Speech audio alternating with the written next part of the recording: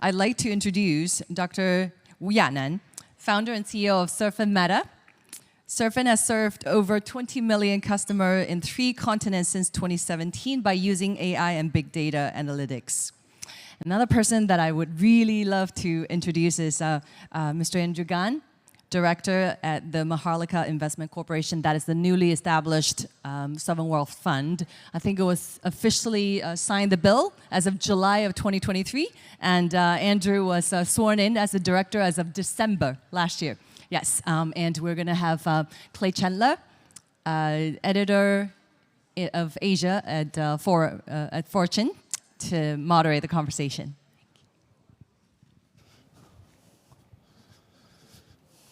Thank you, gentlemen. Okay. So we're going to talk a little bit about financial inclusion here today, but I want to try to cover a variety of different topics sort of under that general theme, if we can. And maybe, Dr. Wu, we might start with you. Tell us a little bit about Surfin, what it is, how you came up with the idea for it. Sure. Thank you, Clay. It's really an honor to see a full house this afternoon. And also it's an honor that our panel is after Cathy Wood and also Mr. Ko Zhang from Alibaba. I think the previous 2 honorable guests give us a wonderful introduction how disruptive technology has been enabled consumers and also our daily lives. You know, I'm personally also a shareholder of ARK ETF, so I asked Cathy the same question last October at the Greenwich Economic Forum, and I'm fortunate that I also have Andrew and Clay to sit on this panel. And so, Surfin, thank you for the questions, Clay. The Surfin has been fortunate to, for the last 6 years, headquartered in Singapore, and serve over 50 million users across 3 continents, 9 countries. And we able to use the disruptive AI technology to study our long-tail customers who have not enjoyed financial access yet, purely based on the social behavior. Nowadays, we call alternative data, to be able to offer them financial service products.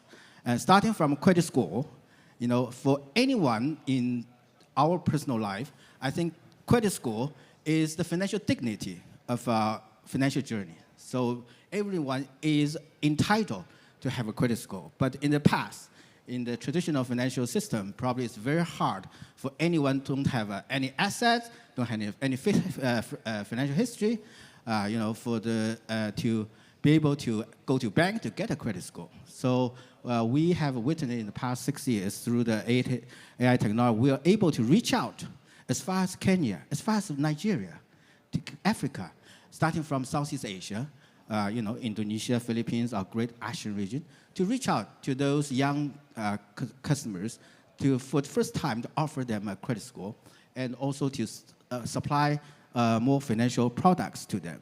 So I think Surfin is happy to say that we were able to use it, AI technology to be inclusive, to witness how inclusive technology can bring down the barrier between the rich and the poor, how technology can make it more scalable from anywhere in the countryside where there's no more even electricity probably, that able to enjoy a personal financial dignity.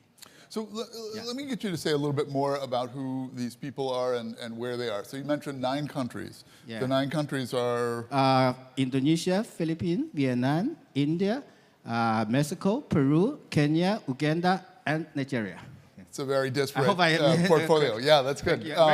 So that's very helpful. So so your largest number of customers would be in what 3 countries? In Asian region and also South Asia, of course, Indonesia, Philippines, and also India. Yeah. So Indonesia and the Philippines are really interesting examples because if you, and also Andrew's name. Yeah. And so if you think about those markets, I mean, it's very different than our situation sitting here. Yeah. In Hong Kong, surrounded by banks and financial institutions. Right. Everybody's got a credit card in a bank, you know, 5 different bank cards. Sure. If you were an average Indonesian, yeah, your problem, it's not a first world problem of, oh, how do I protect my privacy? It's right. How do I establish my identity? That's right. and you're living in an archipelago, Yeah. like 16,000 islands, right? Yeah, that's right. So you don't have access. You may never have even seen an ATM machine, let alone been to a bank, right? So a phone you can get, and that connects you to your app. So how does this work? They download an app, and then how does it actually kind of work for an individual customer? Yeah, thank you, Clay. So I'm formerly a banker as well. I work with the second largest bank in Canada. Anyone Canadian folks here? So in Toronto. So I know how difficult for a traditional bank to reach our customers. Imagine 15 million users surfing now. For my former bank, and maybe Citi or HSBC, how many branches they have to set up for serving 50 million users across 9 countries, 3 different continents, and how many staff they have to employ to be able to serve them. So I think it's really thanks to, for the past few years, that our mobile penetration in this emerging market become a catalyst, and then driving the digital economy flourishing up. I mean, COVID is an unfortunate public event, but thanks to COVID, we become more digitized, right? So every time, I don't know how you come to this conference, maybe by Uber, by ride sharing, how you order the food.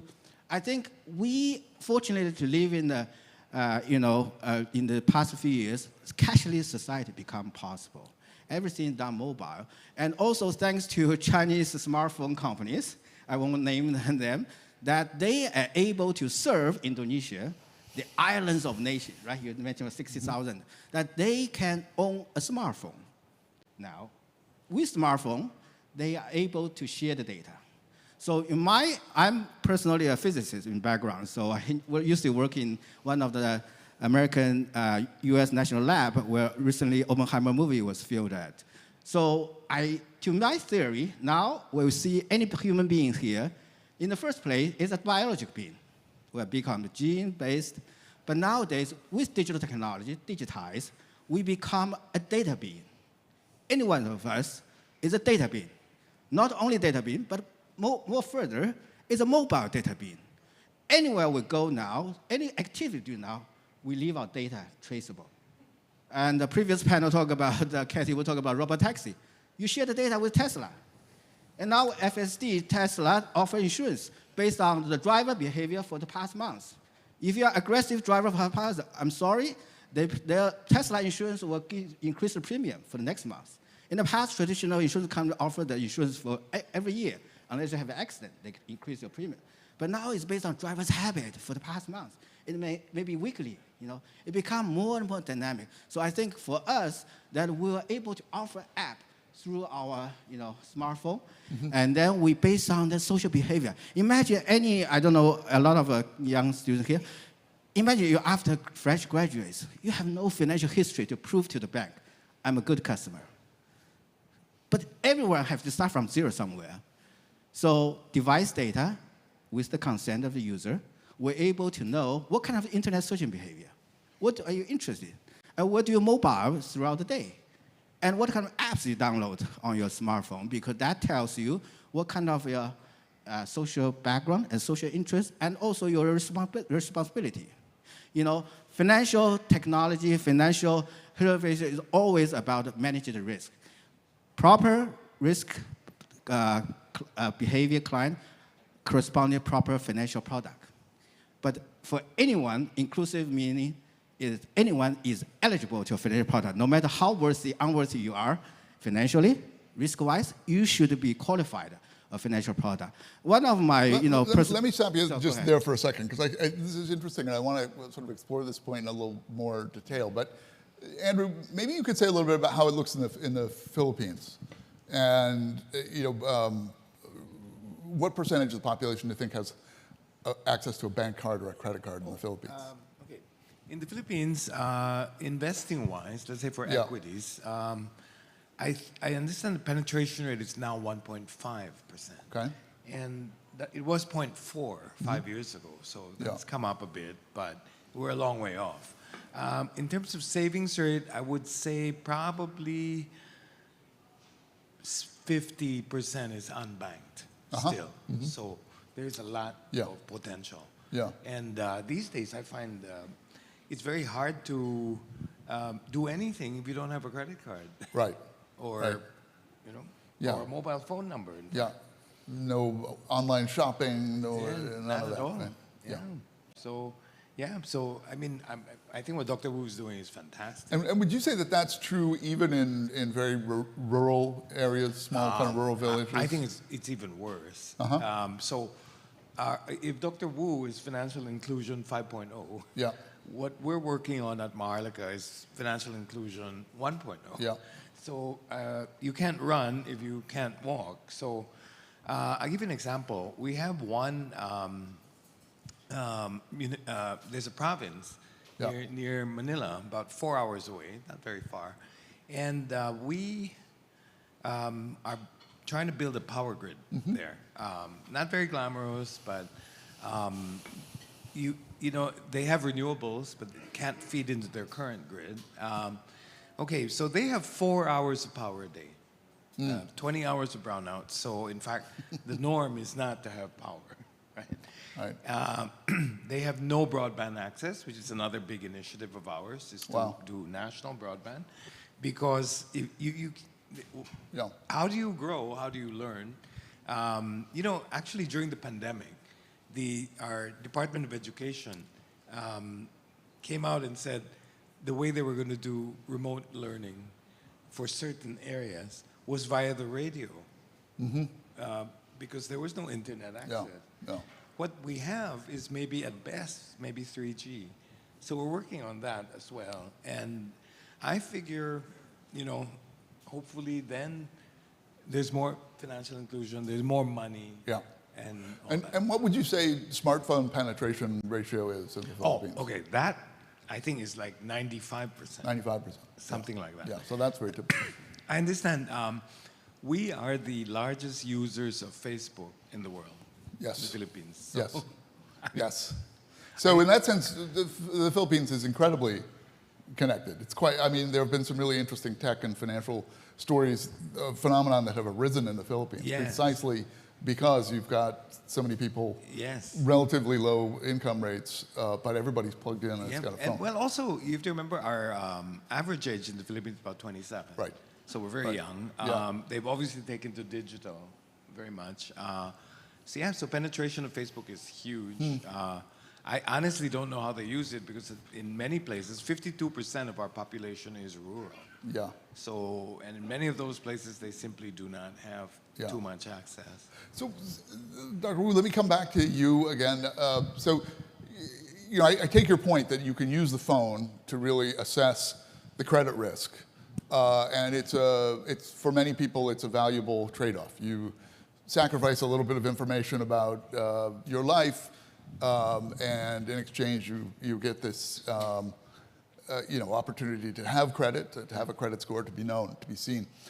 There is kind of a different point of view, though, on this, if you wanted to make this argument. I think all of us remember, I mean, certainly I was in China for several weeks during COVID, and I could not go anywhere unless I had the health app and it was the right color, right? And it was a little bit of a Faustian bargain in that sense. It's like, yeah, I want the right to be able to move around, and I get that I have to have this, I have to earn this healthy app to be able to get that right. But there was also a part of me that thought, this is not fair. I'm being forced. I literally have been given this kind of ultimatum that I can't move, and you know that is in some ways a kind of a basic human freedom or dignity, and yet I've got to surrender my location and all this other information about me.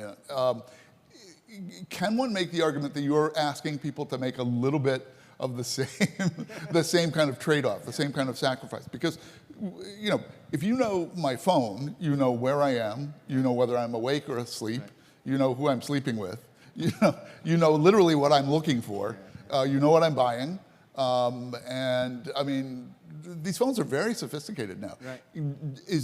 Are there any kind of restrictions on the type of information that you collect? Is there a way to kind of minimize the intrusiveness of what you need to be able to make a credit assessment? Yeah, Clay, that's a fair question. So first, I won't comment China's COVID-0 policy because I still want to go back to Beijing to be able to run the company. Anyways, but I think there's a crisis mode policy. Maybe for crisis mode, there's some restrictions. So that's bringing inconvenience, right? So I would say that's the background of policy. Secondly, you mentioned about the data, right? Because as I just mentioned, like it or not, we become a data being, you know? So we leave the data to Uber driver. We leave the data to e-commerce, Alibaba. We leave the data to your, whatever food ordering restaurants. So I think it's a matter how to use the data, how to use our data, like information you mentioned, for a better life. And imagine we are sitting here in this beautiful Hong Kong exchange venue. Imagine a Kenyan lady who runs a small shop doing homemade stuff and want a better life. What financial resources she has? We take for granted many freedom we have because we're able to access so easily. The reason I say about Kenyan lady, because I met one of Kenyan lady when I started business in Kenya in 2018. When after field research in Kenya for 3 days, I stand on the hill background East African Valley. It's like a tourist doing sightseeing. And this Kenyan lady came over, wanted to sell me her homemade scarf. And I kind of refused. It's too much luggage, I don't want to buy. But she keeps on insisting. And then she said one thing that touches my heart. And that became the vision of Surfin till today. She said, if you buy one more scarf from me, I can milk one more bottle for my baby. At that time, maybe half a year-old baby sleeping very peacefully on her shoulder. So I think one of my heroes, I admire what Elon Musk did. One of the other hero I admire is Professor Yunus, right? He's the godfather of financial inclusion. But remember what he is the Nobel Peace Prize about. That time he was able to use an NGO approach to offer the financial product to the woman in the village. Because at that time, there's no such technology, so only women probably more responsible behavior. And then use a collateralized community, that approach. But nowadays, I think at that time, he has no digital technology. But nowadays, with the digital technology, we're able to serve people better. So I think data localization is a big issue that you just mentioned. And data, the so-called data privacy will be also a big issue. It's ongoing as we move on this digital AI technology era. Now with AIGC, any prompt you ask will be left with OpenAI. OpenAI knows a lot of information, what you ask. So I think it's a matter who owns the data. Okay, so that's debatable. If in the end, the consumer owns data, but how to share the data? And what's the purpose to share the data? What, the product you can get through shared data. So in my perspective, any consumer owns data, and it's a matter of her choice how to share the data and to exchange a better product. So that's my bottom line. If folks from the floor have questions, don't hesitate. Please stand up, kind of wave your hand, and we'll try to get a microphone to you. So obviously, there's a lot of regulatory variation in these 9 markets, must be, right? Are there any of them that are very restrictive as to how you use the data and have a kind of a privacy framework or something like that? What's the range of kind of restrictiveness in these 9 markets? Yeah, I think it's an evolving process for the regulator. I again thank Bruce and Jim's team to bring Greenwich to Hong Kong. And yesterday I was happy to see the regulator's speech about Hong Kong's attitude about the new decentralized finance. And so I think the regulator is every region, every country is realizing or learning how to regulate. And GPDR, starting from Europe, and now is penetrable to every country, even Africa. So in Africa, Kenya, so they also help to regulate what kind of information you should collect and what kind of information you should not collect. There's a boundary. So I think that every country has a regulator regulate that, and also any country use the data cannot leave the country. It has to be localized. and that's for the benefit for the nation. So in a sense, what Surfin has done for 9 countries, we contribute the National Credit Bureau for each country, their citizens' credit data.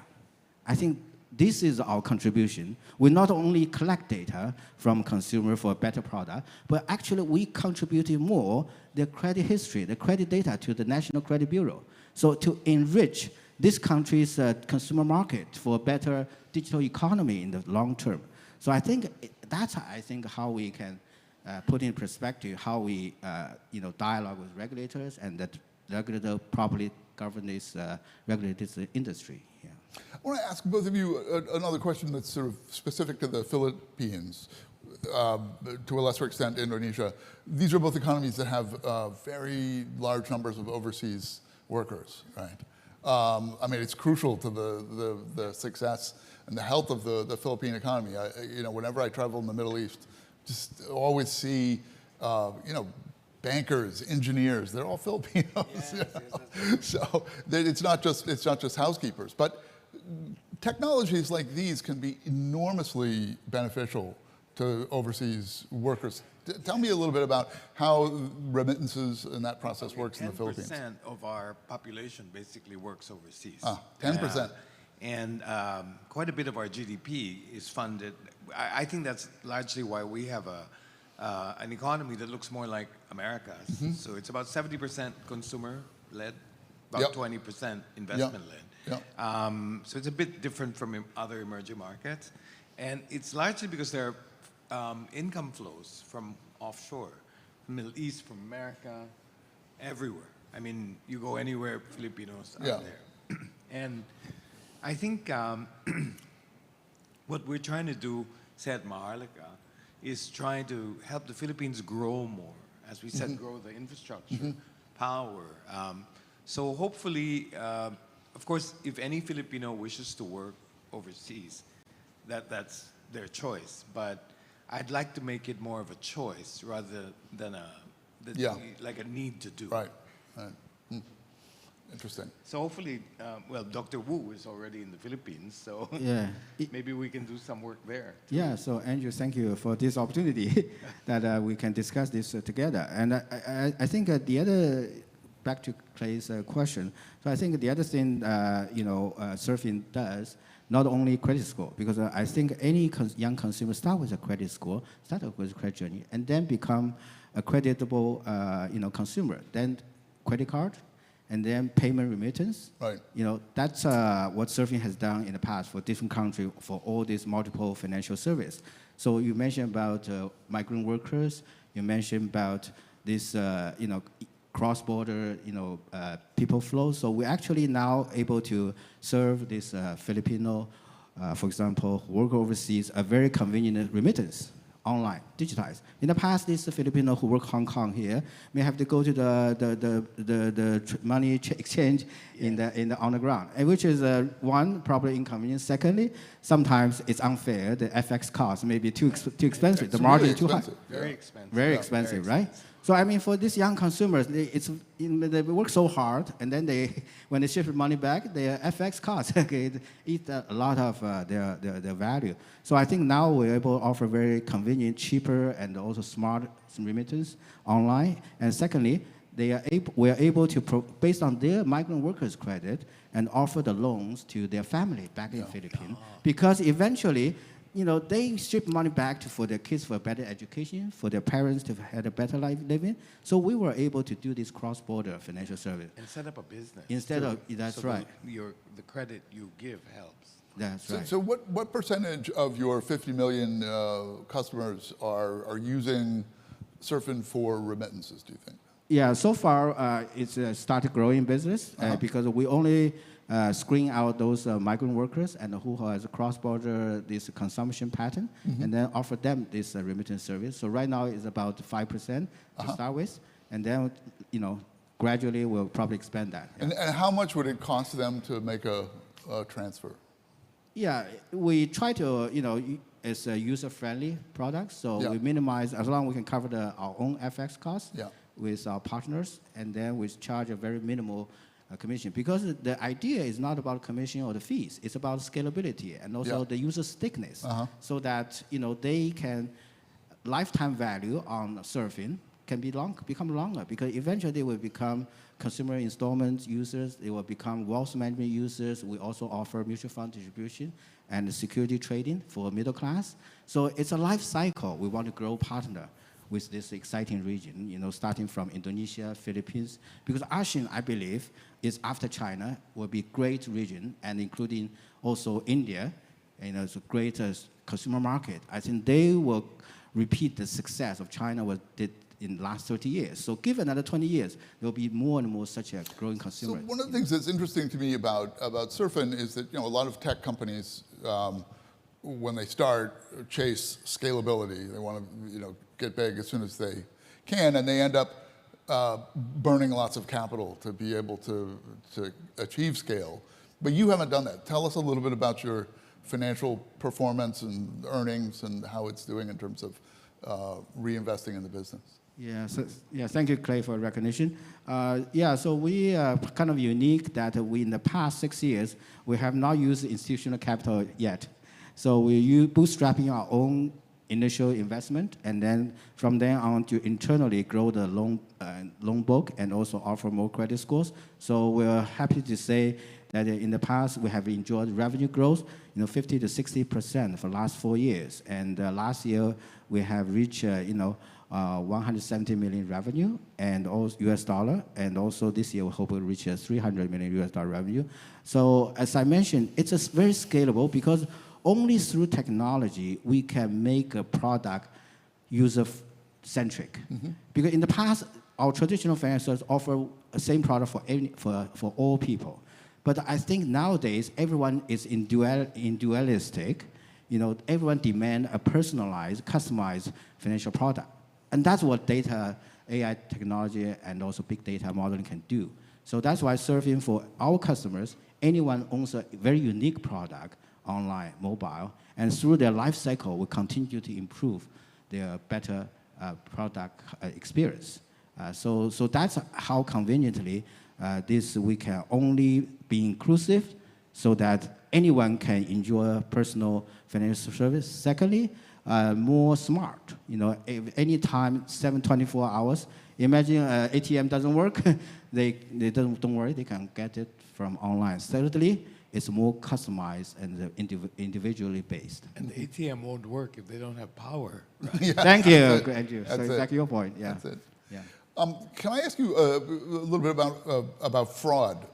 Do you have problems with that? Because this seems like the sort of thing that might be vulnerable to. Yeah. So the essence of this AI technology in financial service is all about managing risk, and the fraud definitely is the first part of the risk that we try to avoid or detect. So in our risk management system, involving 4 parts of risk modeling, because I used to be a physicist, I'm always model-driven, data-driven. So one is model A, approval model for a first-time customer when we don't know any credit financial history. So purely based on social behavior, offer an initial credit score and the first loan product. So that's model A, approval model. Model B, financial behavior. When we engage with customer more, we offer more financial product based on the credit risk, and then gather the financial behavior model. Model C is the collection model for post-loan process. And model F is what you're saying about anti-fraud. Yeah. Because there's a good user and a bad user, and there's good behavior, bad behavior. It's all traceable. For example, I just gave a very quick example illustration. On our mobile app, there's a loan application form, credit application form. We use data mining technology, trace every user's behavior when you fill out each column of information, how much time you spend fill out each information. For example, if I ask a user to fill out a monthly income, very basic information, what's your monthly income? I mean, for a normal person, it should be no-brainer. Should be seconds, fill that information. But some users may take 45 seconds to 1.5 minutes. That means the user is trying to, it's human psychology, trying to think a correct answer. That's not a good behavior. So that will hurt your credit score. And even worse, you fill out one number, 5,000 Hong Kong dollar, you raise it to 10,000 Hong Kong dollar. That's even worse. So that means there's a fraud. And so that also hurt your credit score. And the other thing is GPS location. Once you're not movable, then you still borrow and get a credit score. So where you could work? Where do you live? So likely it's a part of frauding scheme. You lock your phone in the dark room and then borrow from whatever provider. So that's what we call behavior data, or the feature vectors, if you will, in the machine learning algorithm context. So we now, Surfin owns 500,000 different feature vectors. That comprehensively give a very scalable risk model and can reduce our delinquency for the user to enjoy a better product, a personalized product. Do we have any kind of comments, questions from the floor? Well, I have a question, actually. There you go. Dr. Wu. Okay, so do you offer, say, stock trading or more mutual funds? Yeah, so far, more mutual funds for a young professional who start to think about how to allocate their wealth. Okay. So it'll be Robert Advisor approach. And then we also have a security trading platform so that they can trade on, stocks and some, Yes. yeah. It's very interesting. I'm also on the board of the Philippine Stock Exchange, and one of our recent initiatives was to attract a younger audience. We're trying to, in fact, we've already implemented it. We have a very popular mobile cash app in the Philippines called GCash. GCash, yeah. Which We is use that. partly- Yeah, you the do? wallet. Okay. Yeah, It's that's partly great. owned by Alipay. That's right. And so now you can settle your stock transactions Yeah. using your GCash account.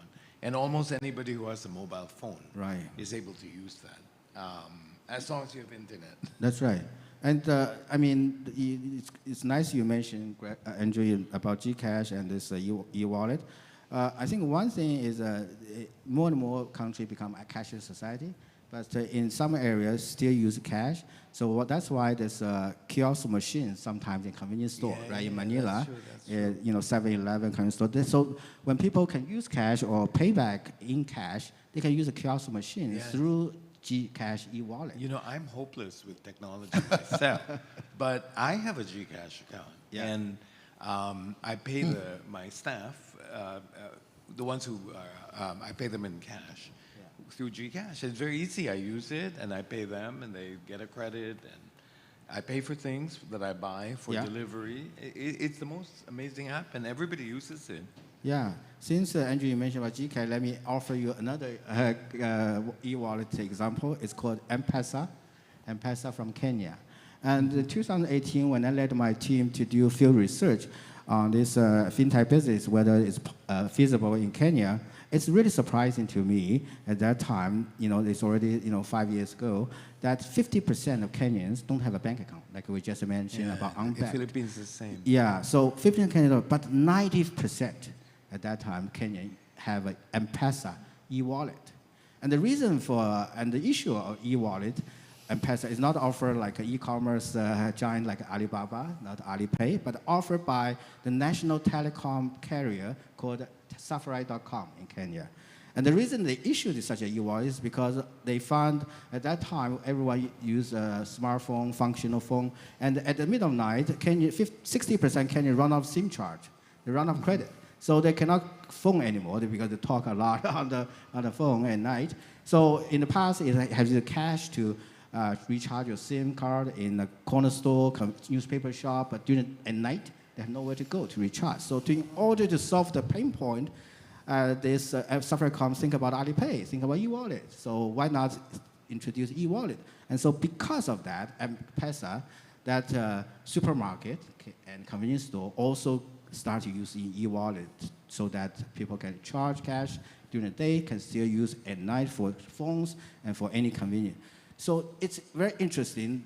The result is that half of Kenya don't own a bank, but almost everyone Kenyan own a e-wallet. Yeah, but it's we don't need a bank account anymore. But the e-wallet, Dr. Wu, doesn't work without internet, right? Of course, yeah, it cannot work without. Okay, So that's your why broadband, we made a decision. Very so early, your broadband work is very essential. to do, let's say, to make investments in fintech. Would be more of a phase 2 or 3 thing. What we wanted to do was to work very much on local infrastructure first, power, national broadband, and not even. I mean, seriously, GCash needs just maybe 3G. So, Yeah. but we got to get it out to the people. Basic internet infrastructure that makes this kind And of stuff I possible. think it becomes very interesting. The minute people have power, they have broadband, which these days Right. is like a basic human need, like Right, water. right. Then you can, people can prosper, grow, eventually start using Dr. Wu's.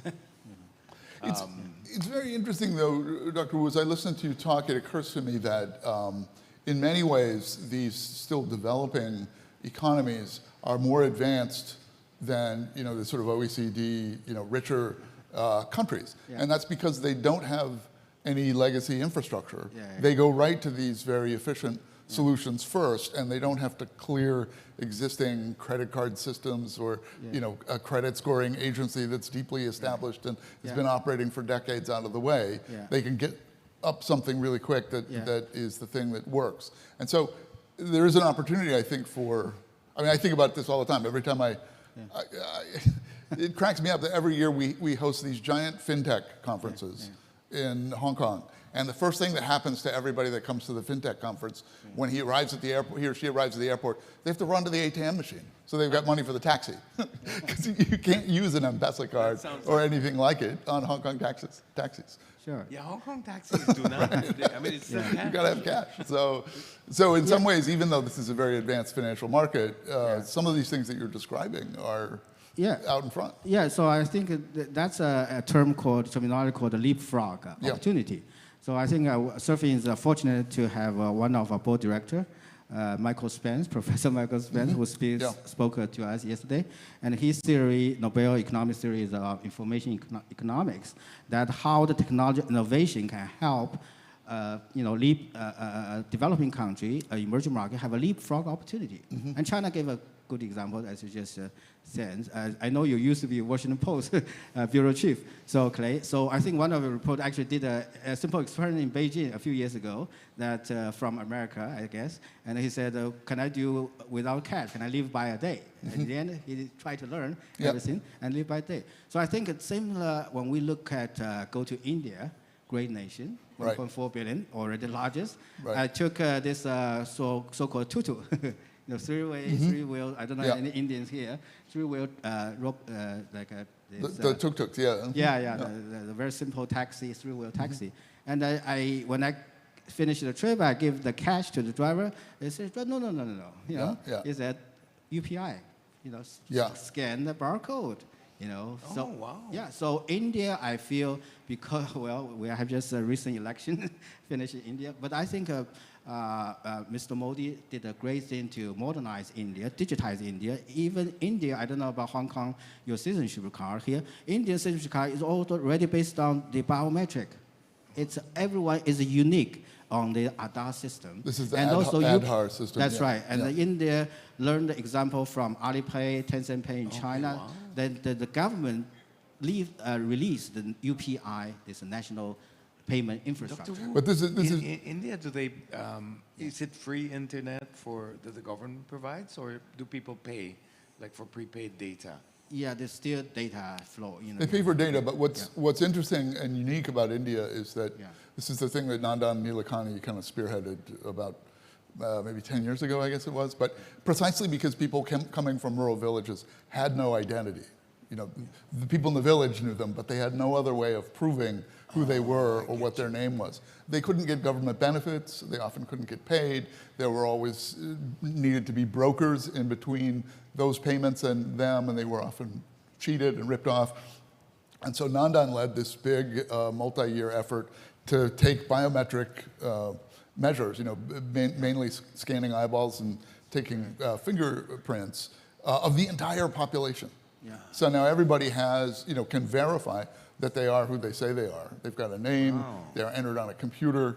And, again, just as we were saying at the beginning of the conversation, as an American, I might look at that and say, oh, that's compromising my privacy. But if you're a poor Indian villager and you can't get on the identity grid, that's a luxury you have a more urgent need, which is to get to be part of the system. Yeah, I can give you, But I think it's wonderful, Dr. Wu, that you're bringing your company into all these emerging economies. a lot of times I realize the Philippines gets forgotten. You know, you look at ASEAN, everybody's looking at Indonesia and Malaysia, right? And you know, honestly, I urge everybody here, come to the Philippines. You will find there's a lot to like Dr. Wu, Thank right? you. Yeah. And we have a population that is demographically very young. We have an average age of 27. Interestingly enough, if you look at us from the Philippines in the 40s and 50s and 60s was very rich because while we may not have oil and gas, we actually have in the mineral world we're rock stars. Right. So we have the world's third largest gold, fifth largest copper proven reserves, and if you look though at the top 20 copper producers in the world, and you know you can't energy transition, Clay, without copper, right? We're not there. So the president has been liberalizing mining laws. We have a very pro-business friendly environment, and I hope everyone here will consider the Philippines again. There's a lot to like, believe me. Yeah. And Maharlika is happy to co-invest with you if that's something. Andrew, can you say a little bit more about Maharlika and kind of, because this is a very new institution, right? It was just launched. In January. You've got a couple $2 billion. What is kind of the mission and the mandate that you've been given? The law that created us was signed last July.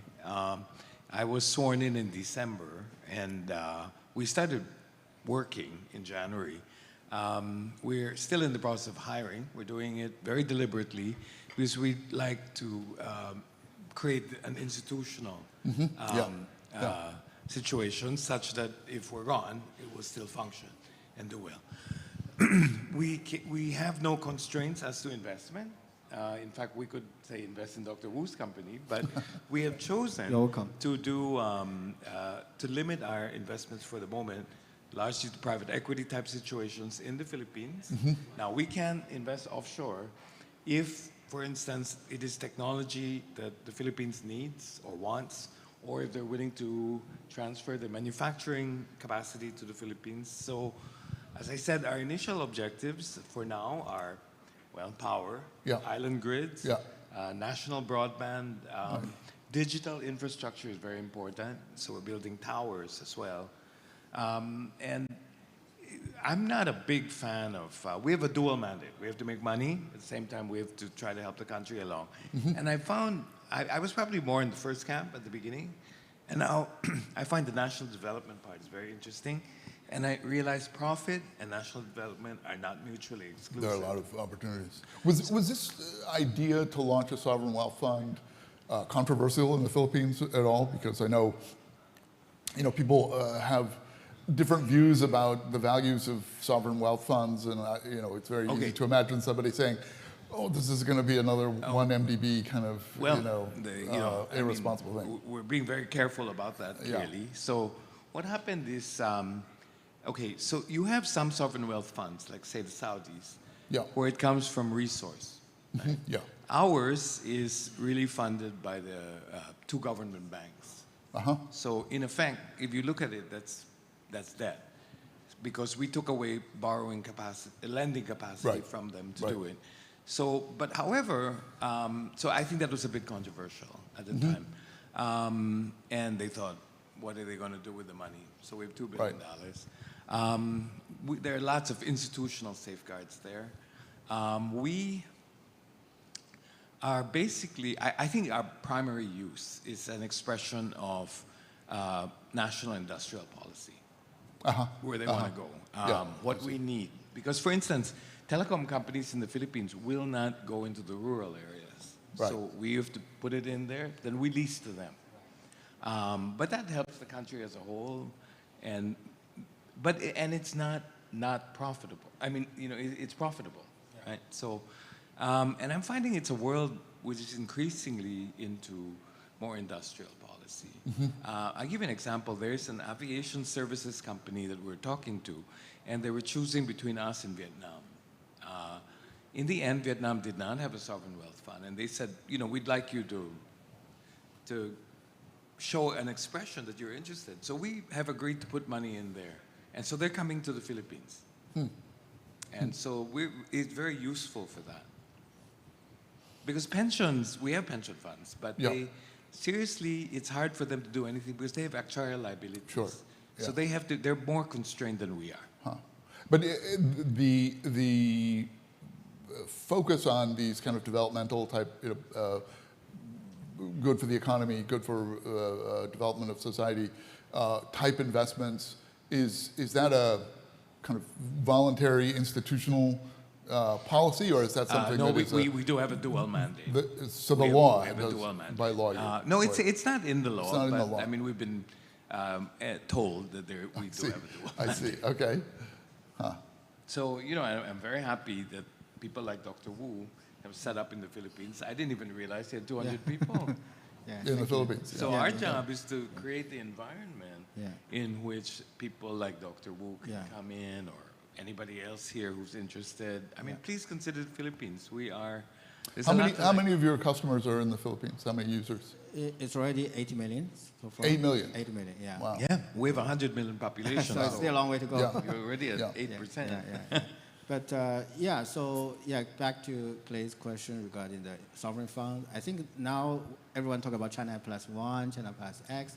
So I think our topic is inclusive finance APAC. So I think APAC really including, the region, the infrastructure is the next major theme, and especially digital infrastructure. That's what Andrew, the sovereign wealth fund can help to lay out the foundation. Nudge it along. Yeah. So with the digital infrastructure, like the success of China, like success of India, then we can, on top of that, we can provide more inclusive consumer experience product for the digital. So without broadband, we cannot have such a mobile penetration. Without broadband, we cannot enjoy a very convenient financial experience. Dr. Wu, how is broadband penetration in a place like Kenya or Peru, where you are?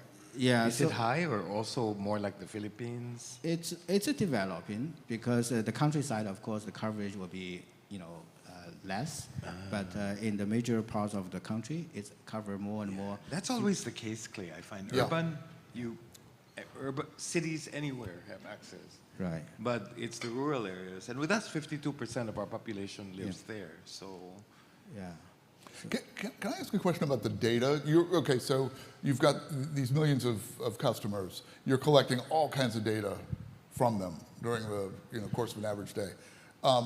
Is that data itself valuable? Can you use it in other ways? I mean, in an AI world where everyone is desperately hungering for data to analyze, how useful and valuable is that? Yeah.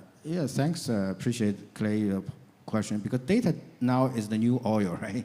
Data is data is an asset class, actually. Right. When our auditor come over, they can intangible asset is the data.